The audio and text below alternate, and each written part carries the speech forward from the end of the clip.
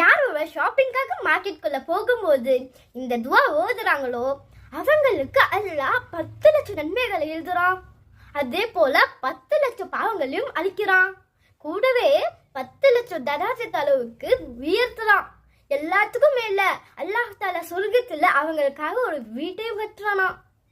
அந்த துவா லா இலாஹ இல்லல்லாஹு வஹ்தஹு லா ஷரீக லஹ் லஹுல் முல்கு வ லஹுல் ஹம்த் யுஹ்யி வ யுமீது வ ஹுவ ஹய்யுன் லா யமூது பியதிஹில் கைர் வ ஹுவ அலா குல்லி ஷைஇன் கதீர். இது சஹீஹான ஹதீஸ், சேவ் பண்ணிக்கோங்க.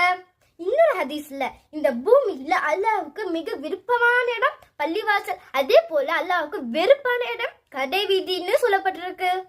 நம்மளால கடைகளுக்கு போறதை அவாய்ட் பண்ண முடியாது. ஆனா கடைகளுக்கு போகும்போது இந்த துவாவை சொல்லி அல்லாஹோட திருப்தியையும் நிறைய நன்மையையும் அடையலாம். மீண்டும் சந்திக்கலாம்.